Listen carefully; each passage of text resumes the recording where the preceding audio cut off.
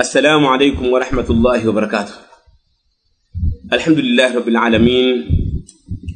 اللهم صل وسلم وبارك على سيدنا محمد وعلى آله الطيبين الطاهرين وصحابته أجمعين وبعد. Tukiwa ndani ya mwezi wa Ramadhan, leo nataka tuzungumzie masuala ambayo ni muhimu sana kuhusiana na mtu ambaye katikati ya mchana wa Ramadhani ndo saumu imekuwa ni wajibu juu yake. Yani saumu ya Ramadhani imekuwa ni wajibu juu yake katikati ya mchana wa Ramadhani. Kwa mfano, alikuwa ni mtoto mdogo akabalighi, alikuwa ni kafiri akasilimu katikati ya mchana wa Ramadhani, alikuwa ni mwanamke ambaye labda ana hedhi, yani mwanamke alikuwa katika siku zake akatwaharika, mambo kama hayo.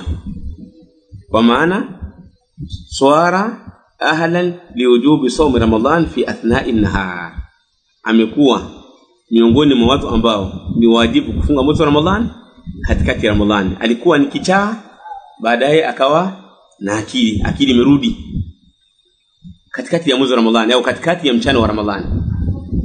Madha nafa'al? Na sharti la nia ya Ramadhan, inabidi nia itoke usiku. Yani nia ya kufunga mwezi wa Ramadhani inaanza usiku. Yani haiwezi kuanza mchana alfajiri, hapana, au kuanza asubuhi. Inaanza usiku na nayo tabiitu nia, inabidi nia ulale nayo.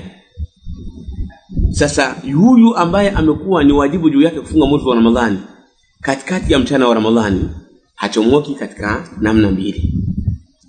Namna ya kwanza, ayujada shautul wujubi fi athna'i an-nahar, kupatikana sharti la wajibu katikati ya Ramadhani. Kwa mfano, mtoto akabalighi au alikuwa ni majnun, hana akili, sasa akili imerudi, amepona, kapona. Alikuwa ni kichaa, mwenda wazimu, akapona. Alikuwa kafiri akasilimu. Sasa maadamu Ramadhani imemthibitikia katika muda huo, basi itakuwa ni wajibu kujizuia. Atajizuia kula, lakini yale masiku yaliyopita na hiyo siku yenyewe hatoilipa.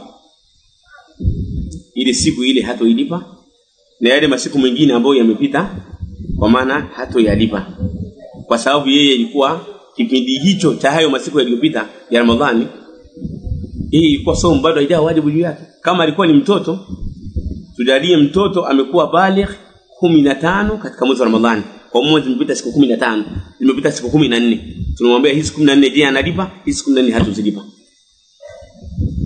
Yeye atalipa kuanzia huko mbele ambako imekuwa ni wajibu. Mtu alikuwa ni kafiri akasilimu 20 katika mwezi wa Ramadhani, tunamwambia sasa atafunga hizi siku 10 zilizobakia. Hizi siku zilizopita hizi wakati akiwa kafiri si wajibu kuzifunga.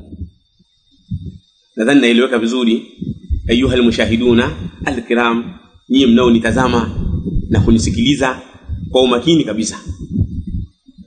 Kwa hiyo hii ndiyo hukumu ya watu kama hao. Tayib, sehemu ya pili, yani hali ya pili, an yazula mani'ul wujubi fi athna'i an-nahar, ni kule kuondoka kile kizuizi cha uwajibu katikati ya mchana. Yani kwa mfano, mtu alikuwa amesafiri, wakati amesafiri akaingia mjini mwake, yani safari ikamalizika mchana wa Ramadhani. Yani kwa mfano, mathalan unatokea Morogoro, ulikuwa hujafunga, ukaingia Dar es Salaam mchana wa Ramadhani. Au mathalan mwanamke alikuwa kwenye siku zake, katikati ya mchana wa Ramadhani akatwaharika, damu imekata, akatwaharika, akaanza kuswali ndani ya mchana wa Ramadhani. Je, na saumu inakuwaje? Tunasema kwamba inakuwa ni wajibu kulipa saumu. inakuwa ni wajibu kulipa ile saumu. Je, itakuwa ni wajibu ile siku ile aifunge kama ilivyokuwa hali ya kwanza? Maana hali ya kwanza tumesema yule ambaye uwajibu wa Ramadhani utamwajibikia katikati ya Ramadhani, kama mtoto mdogo, kama vile kafiri ambaye amesilimu, si ndio? Manake tumesema kwamba huyu hiyo siku atajizuia hata kula, si ndio? Manake hiyo hao ndio hukumu yao, na yale masiku yaliyopita hawajayafunga hawatuyalipa, si ndivyo? Hawatuyalipa hayo masiku. Lakini huyu hukumu yake, mwanamke mathalan ametwahadika mchana wa Ramadhani, je, asile? Tunamwambia hapana, endelea kula. Mwanamume alikuwa ametoka safarini, wakati ametoka safarini akafika nyumbani, kwa maana ile udhuru wa safari umeisha, na yeye huko safarini alikuwa amekula, labda tujalie ameingia amefika nyumbani saa 8 mchana, na akamkuta mke wake ndo amedhaharika na yeye alikuwa hajafunga mchana. Je, wanaweza kufanya jimaa? Naam, wanaweza kufanya jimaa pia. Kwa nini? Kwa sababu wao walikuwa bado walikuwa wana udhuru. Kwa hiyo ule udhuru unaendelea kama kawaida. La yajibu al-imsak, haitakuwa ni wajibu kufunga kwa yale ambayo yamethibiti kutoka kwa Mtume sallallahu alaihi wasallam katika hadithi aliyoipokea al-Imam Ibn Abi Shayba katika musannaf wake, hadithi Abdullah ibn Mas'ud, man akala awwala an-nahari falyakul akhirahu, mwenye kula mwanzo wa mchana basi ale na mwisho wake.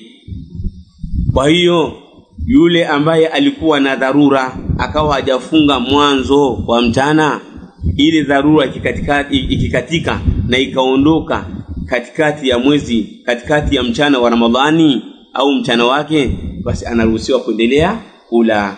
Kama ulikuwa umesafiri, ukirudi nyumbani ukamkuta mke wako na yeye siku hiyo hiyo alikuwa katika mzunguko wake wa siku, inaruhusiwa kufanya lolote wewe na mke wako. Mnaruhusiwa kufanya jimai, mnaruhusiwa kupika chakula mkala. Kwa nini? Kwa sababu nyinyi mmekula mwanzo wa mchana, au mnaruhusiwa kula na mwisho wa na mwisho wa mchana, kama alivyotuelekeza Mtume Muhammad sallallahu alayhi wasallam. Wallahu ta'ala a'lam, wa sallallahu wasallam wa barak ala sayyidina Muhammad wa ala alihi wa sahbihi ajma'in, walhamdulillahi rabbil alamin.